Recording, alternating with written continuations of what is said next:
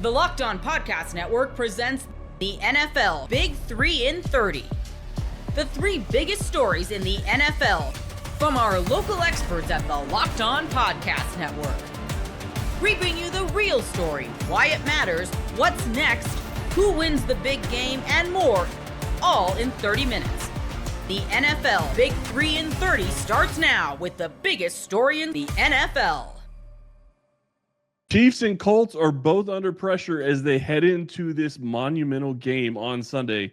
You are Locked On NFL Crossover, part of the Locked On Podcast Network.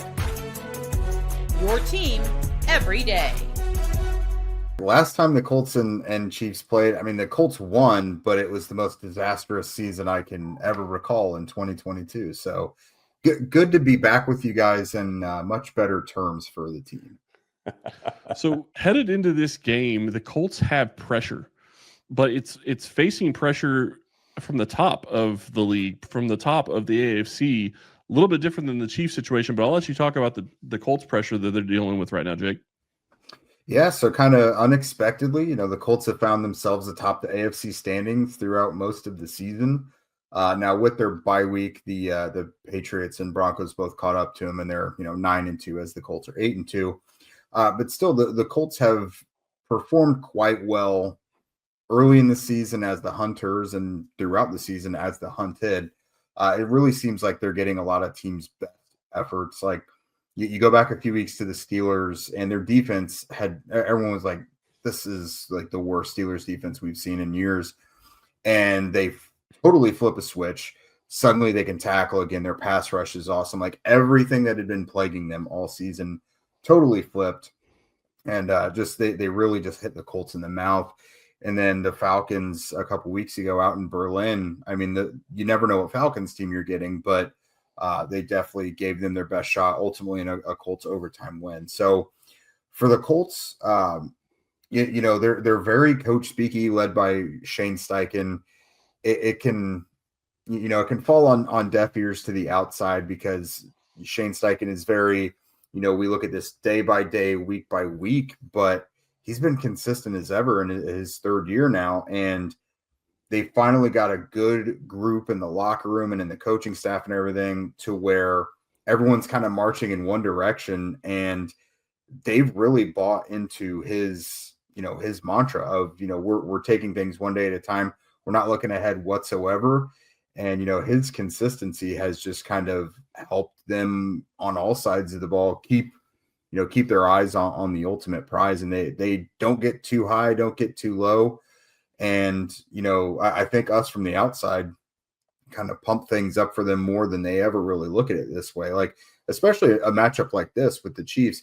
Obviously, they're right there at like 500, but only people who you would probably qualify as haters are really downsizing the Chiefs right now. Like, I can promise you the Colts still very much see this as the Super Bowl dynasty Chiefs. They're not looking at this as a lowly Chiefs team that's on a down year.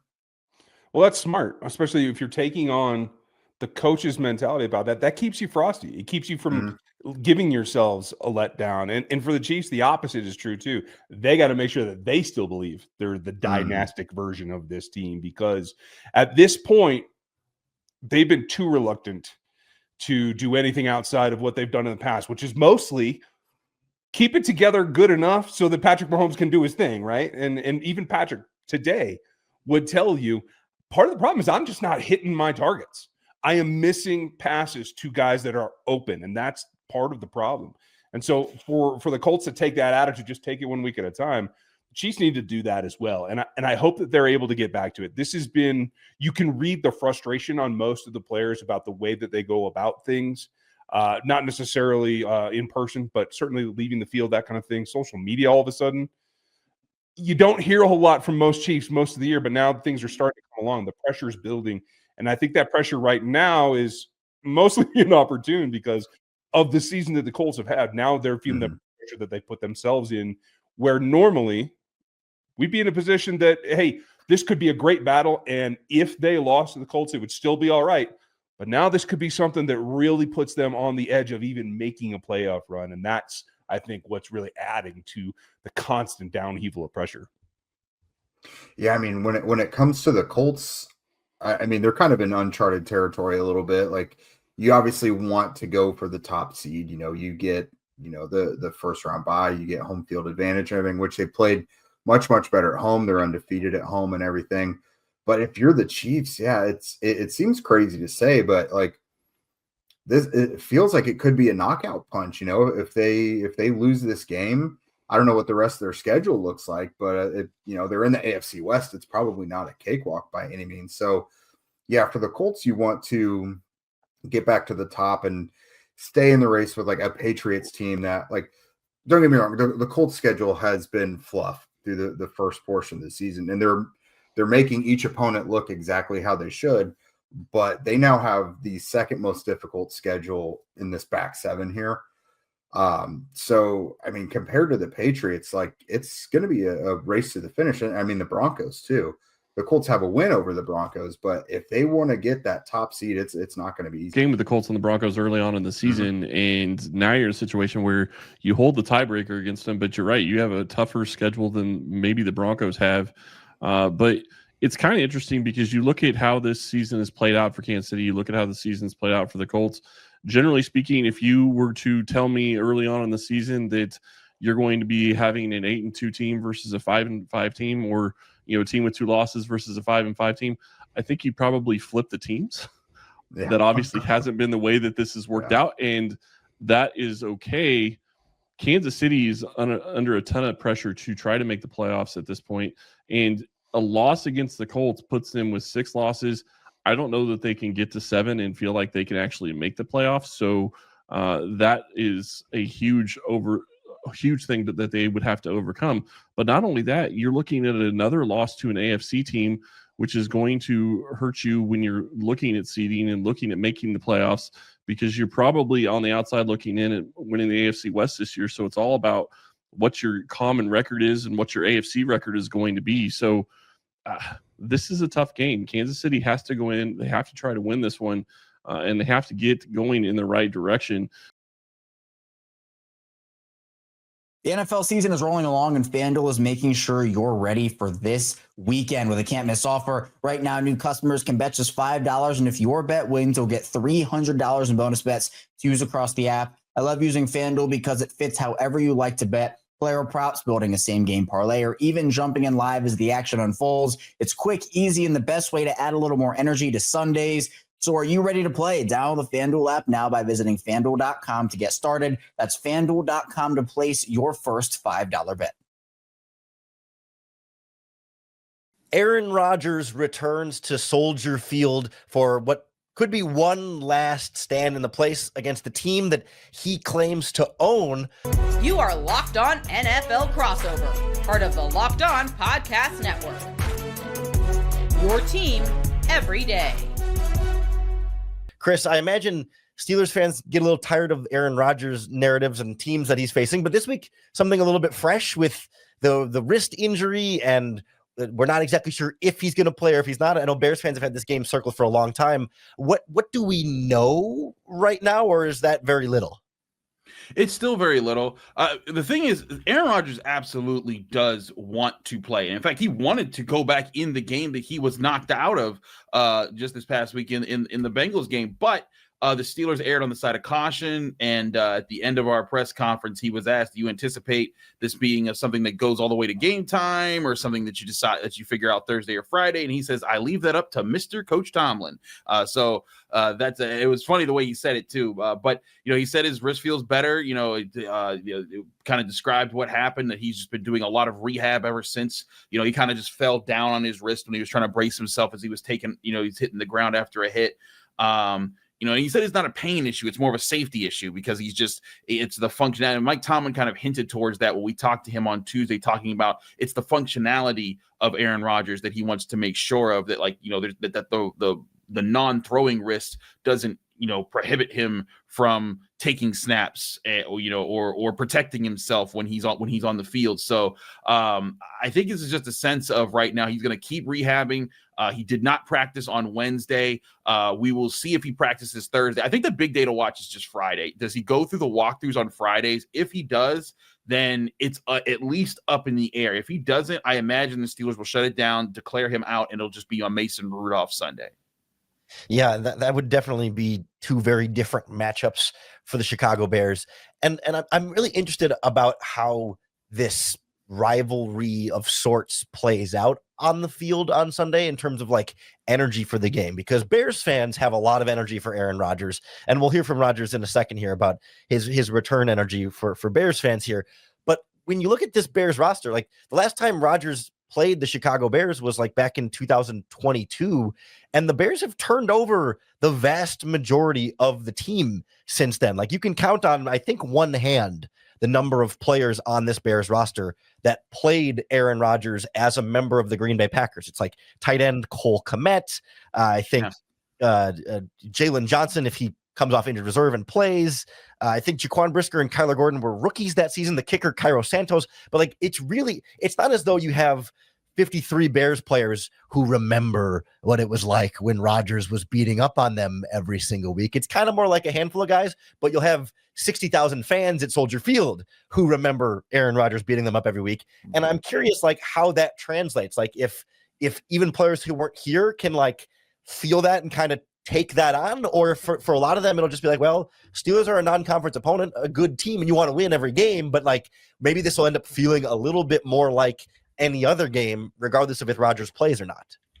No, I think that's the thing here is that like Aaron Rodgers even acknowledges it's less about the team. It's more about the history of the rivalry, which he'll talk about in a second here. But he acknowledged like it's one of the greatest rivalries of all time in sports. Just Packers, Bears, and their history of going at it. And he recognizes that a big part of it is the fans and the lore that they've brought to it. And so. But it's funny when we talked about the Steelers-Packers game, he was like, I don't know anybody over there anymore. Like even the guys that he played with are mostly gone outside of like Jordan Love and Matt LaFleur. And so he was kind of like, I don't have many gripes. The one team that he really was like happy to give his digs out to was the Jets, because he was literally just there last year. And there was obviously some stuff about how he was let go. But yeah, I don't think it's as much there's an animus for him. I do think we all know Aaron Rodgers got a bit of petty in him. He would love to have that be a cap on his career where he continues to just own the Bears. And so anytime he walks around Chicago, he can be like the boogeyman or whatever. But I think it's also cool that he pays a lot of homage to Chicago and the history of Chicago sports when we talked to him in the locker room in the Steelers locker room earlier on Wednesday. Yeah, let's go to that clip now. This is courtesy of you. You stand, you can hear your voice. You stood there and recorded this clip and provided it for. So thanks from all the Bears fans. You get to hear Aaron Rodgers talk about this matchup, and I know your Steelers listeners are used to this. So here's Aaron Rodgers talking to the media about this rivalry and this matchup and what to expect on Sunday. Is there added incentive for you for the opponent this week? There's incentive for every opponent, but I have enjoyed many a Sunday and Monday and many Thursdays in that city. It's a great sports town, phenomenal sports fans, and great place to play. Do you sort of thrive off being the villain there a little bit? Sort of enjoy that? I'd rather not be. I mean, I'm not in Green Bay anymore. I feel like we can let bygones be bygones. Maybe I can, I guess. It's a great rivalry. I mean, in the history of all sports, you talk about the Lakers and the Celtics, and the Red Sox and the Yankees. You got to talk about the Packers and the Bears. And there's been some great memories there. When I first got to Green Bay, the Bears had the all-time series lead. When I left, Packers did. Since J. Love has taken over, it's even gotten better. But I hope those fans can put that behind them. I'm sure they can. Don't expect them to, but I really enjoy the city. They got great sports fans. I grew up watching WGN on my five channel TV back in the day, so I was a Cubs fan and a Bulls fan. How can I be a Bulls fan unless you don't like Michael Jordan? I did. I love them. So it was a lot of fun memories over the years playing there. Their defense creates a lot of turnovers. What do they do especially that you have to watch out for? Well, they're great around the football. They're knocking the ball out. They have a lot of vision in their defenses. They mix things up. They attack your protection schemes. Coach Allen's got them playing really well. And 22 turnovers is a big reason they're 7-3. Well, even when Aaron Rodgers talks complimentary about the Chicago Bears, it still is like, screw you, man. Like, I don't want to hear it. Like nobody in Chicago wants to hear all that stuff. I don't care if you're a Bulls fan or a Cubs fan or whatever, man. Like, get out of here. Yeah.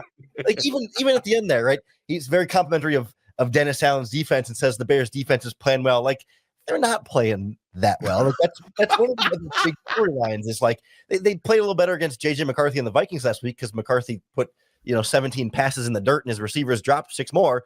But like, there's a big fear for Bears fans entering this game that like now you're playing playoff teams, like first place Steelers. They got the Eagles after that, Packers after that. Like, you're going from playing maybe a little bit of an easier schedule, and the wins still count even against bad teams. But now you're really going to get tested. And I know Rodgers hasn't been as sharp the last like game or so, but there's still a fear that like he's going to get this offense kind of jump started again with the Steelers in an easier matchup against potentially a still banged up Bears defense. I mean, like you said, the Bears, they're dealing with injuries right now. And right now, like, the Steelers defense has some not great metrics, but so do the Bears. Like the Steelers defense right now is giving up the most passing yards per game. They're 28th in total yards per game. They're 13th in rushing yards. So they're holding up there. But the Bears, they're 26th in points, 27th in yards allowed, 30th in rushing yards allowed and yards per carry. But I look at that and I think that the Steelers, Aaron Rodgers, he's smart enough. He still has the football IQ to adjust and to see what's going on. I think the thing that holds him up the most sometimes is he does not have the rapport with the Steelers playmakers on offense just yet. I think sometimes he has one with Jaylen Warren. Sometimes he has one with DK Metcalf. But like guys like Roman Wilson, where like, in the past, like Randall Cobb would be that guy. You're like, why? How does he just make plays like that? He doesn't have that kind of connection with a Roman Wilson. Like I even asked him later in that scrum because the play right before he came off, with an injury, he fired a pass to Roman Wilson in the red zone, and Wilson like ran his route a little too quick and not into the end zone in a red zone possession when it was third down and they needed to kick a field goal if they missed this. And he was just furious. He was just like, what are you doing? But like at the same time, he's been very complimentary of Roman Wilson, but he's trying to get that out of him. But he's been getting really close, man. Like there's times where he sees things, and when things click, you're like, man, you're seeing the connections start to build. And that's what the Bears should be wary of, is that if this offense starts to find rhythm, he is very good at pulling that out of guys like Darnell Washington. I mean, I don't know if you've seen the clips of him just running people over, but that's something that he said from the jump. He was like, I'm going to love throwing the ball to this guy. And now Darnell Washington is like leading the Steelers in tight end snaps over Pat Freiermuth, who's making like $11 million this year. So I think Aaron Rodgers, he's figuring some things out, and the Bears defense, it would help to get some guys healthy back. But I do think that's going to be something that Chicago fans could, if he plays, could end up being like, how is this guy still doing this? The NFL season is rolling along, and FanDuel is making sure you're ready for this weekend with a can't-miss offer. Right now, new customers can bet just $5, and if your bet wins, you'll get $300 in bonus bets to use across the app. I love using FanDuel because it fits however you like to bet. Player props, building a same-game parlay, or even jumping in live as the action unfolds. It's quick, easy, and the best way to add a little more energy to Sundays. So are you ready to play? Download the FanDuel app now by visiting FanDuel.com to get started. That's FanDuel.com to place your first $5 bet. We've got a Monday nighter with massive playoff implications. You are Locked On NFL Crossover, part of the Locked On Podcast Network. Your team every day. Julian, I'm pumped for this one. It's going to be a lot of fun. We're talking about a lot of this stuff off the air, but I think the way that Bryce Young played last Sunday, I mean, tell me it wasn't the best game of his young career so far. That makes the intrigue ramp up even more for a game that has some massive playoff implications here with the 7-4 Niners and the 6-5 Carolina Panthers. Yeah, absolutely, Brian. And my hope was that this was going to be the 7-4 Panthers versus the 7-4 49ers. But instead, Carolina, after having what looked to me to be a franchise-altering win in Green Bay, came back the next week and then lost to the Saints. But what's added intrigue to this game on Monday is the fact that Bryce Young went out there and threw for 448 yards, just a cool 84 more yards combined than he had the last 3 games prior to that, 2 more touchdowns than he had combined the last 3 games. Just an insane day. And if you actually look at EPA per play, it's not his best performance in a history of his career. You got to go back to the Green Bay game his rookie season. And then the last time they played in Atlanta, closed out the season last year in January as his 2 best EPA per play games. But the way I look at it, anytime you're setting a franchise record throwing for more yards than Cam Newton threw for, than Jake Delhomme threw for, and you're doing that on one leg, yeah, that's the best performance of your career by far, especially when all week long, everyone was asking me and everyone was talking about what's the deal here with the passing offense. Bryce looked so good in the second half of last season. And then so far this year, he can barely throw for over 100 yards. You have the win even against Green Bay, 102 yards passing, 124 in the loss against New Orleans. Like, what's going on here? And what do you know? Bryce goes out there, responds to all the criticism, and has by far, in my opinion, the best game he's had as a starting quarterback here in Carolina. And now we're all wondering, was it a fluke? Yeah. Or is this a sign of second half Bryce Young returning and starting in prime time on the road against San Francisco? Right. Did the switch turn on? Because they tried to bench him, right? And then the other guy's hurt. Would he even be the starter if everybody was healthy right now? And the thing I really want to know is he looked like the point guard, right? He was making throws. Yeah. And you see this a lot with Kyle Shanahan's offense. They ask you to make throws over the middle of the field with anticipation, and in the intermediate, it wasn't like a laser show where he's throwing bombs all over the place, and he wasn't just checking the ball down and being super conservative either. He's making those throws that pocket quarterbacks have to make in the NFL over the intermediate part of the field. And I've coined the term aggressively intermediate for Kyle Shanahan's passing game. And I saw a lot of that style of quarterback play from Bryce Young. So what was bad about Bryce Young previously, and what changed last week? I think a lot of it has to do with whether Dave Canales trusts him or not. Dave Canales, of course, the head coach in Carolina and the play caller. You go back to last season when Bryce was turning the ball over a ton, week 1, week 2, when he did get benched in favor of Andy Dalton. And the only reason he went back in at the point in the season that he did was because Andy had an injury to his thumb in a car accident. Dave Canales never revealed when he was going to go back to Bryce or if he was going to go to him. And even once Bryce got back in there, Dave was still pretty hesitant to go out there and say that, yeah, this is our guy moving forward. It took Bryce really gaining his trust. And then we saw in the second half of the season, he was allowed to take more downfield shots and look more of that point guard, that Steph Curry. That was the comp that a lot of people made of Bryce's pre-draft process, which makes a lot of sense. It doesn't make a lot of sense, but it's interesting just knowing with San Francisco, of course, Steph being there with the 49ers, or for the Warriors, rather. Maybe he'll be at the game on Monday, depending on what their schedule's like this upcoming week. But that was always a comparison and the comp they were making for him. Same thing I'm saying there. But yeah, like, I think it comes down to just whether Dave trusts him. And you look at the first 2 weeks of this season, same kind of issues you saw coming out the gate last year. 5 turnovers, spotting the opponents 10 points each in the loss against Jacksonville and Arizona. And then once they were running the ball successfully with Rico Dowdle, it didn't seem like they wanted to put the ball in harm's way. But after what happened against New Orleans, where a 1-win Saints team came to your home and beat you and told you, if Bryce is not going to beat us, you're not going to beat us. Dave didn't really seem to have any choice but to let him cut it loose on Sunday. And we saw the best that we've ever seen out of Bryce. And again, on one leg. This is the Steph Curry Bowl, right? This is the Carolina San Francisco connection. Did Carolina pass on Curry in the draft, or were they going to be up next if the Warriors didn't select him? I can't even remember. Okay. I feel like there was some way that Carolina just missed on drafting Steph Curry, because the Knicks, I think, were right in front or right after. And I think Carolina's right after the Warriors. Well, listen, the Charlotte Hornets have made plenty of terrible draft decisions. I don't think not drafting Steph Curry was one of them. I'll just say that. Okay. Maybe it was. I can't remember each draft because they are typically in position to get players of Steph's caliber. And Steph went far later than, hindsight 2020, he should have gone. Now seeing how his career's played out.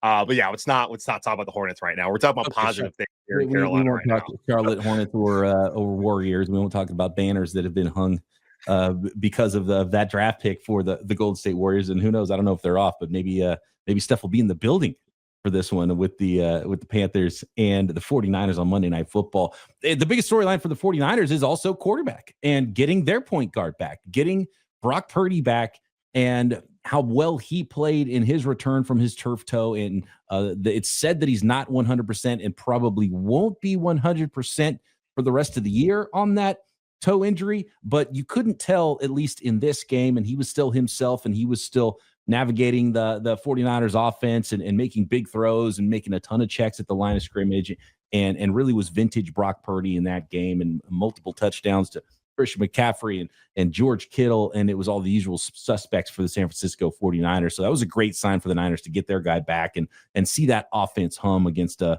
inferior opponent, a banged up opponent that I know the Carolina Panthers saw earlier this year in the Arizona Cardinals. And so I think that's pretty important to have Brock Purdy not only back, but looking like himself, because the first time they tried to bring him back from his turf toe injury was against the Jacksonville Jaguars, and it was just a disaster. He didn't look right, and it was all off the whole game. And that was not the case against the Arizona Cardinals in week 11. So that's a huge factor for the 49ers to have the Brock Purdy that they know and love at the helm and operating that 49ers offense in week 12 on Monday Night Football against the Carolina Panthers. The one of the interesting things with these two teams and the way they're playing right now is that I'm not sure how good either team is, because all the injuries for the 49ers, and they've kind of like gone back and forth. Will have a big win, then they have a loss, and it's like, oh man, maybe the losses are, maybe those injuries are just too much. And the next game, it's like, no, they won, they're good, they can go, they can battle through this. And then for the Carolina Panthers, I'm looking at, you sweep the Falcons, right? It was a shutout and an overtime win, but that's not as impressive as you thought beginning of the year, because the Falcons kind of look terrible all of a sudden, right?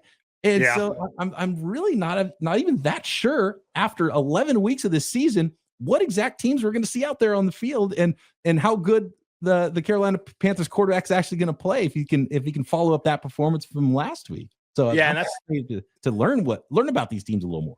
Yeah, and that's the thing about the Panthers, because if Bryce can, I mean, he's not going to throw 400 yards again, I don't think, on Monday. Maybe he's finally set a record for completions in a regular season game against the 49ers defense last week. So they can be had right now with how how injured they are. Their two best players on defense are out, and I think we got to talk about some of those key matchups here in a little bit. But with that unit, I think a lot of it was game script, because it was an opening kickoff for 98 yards, and all of a sudden, you're down and you're throwing a lot when you're the Arizona Cardinals, and you can't really run the ball a lot. So that's why they threw it 57 times, but still completed 47 of those 57 passes, right? And for 400 and something yards. So that's something that I'm interested in seeing in this Robert Saleh defense when a game is closer and you don't have that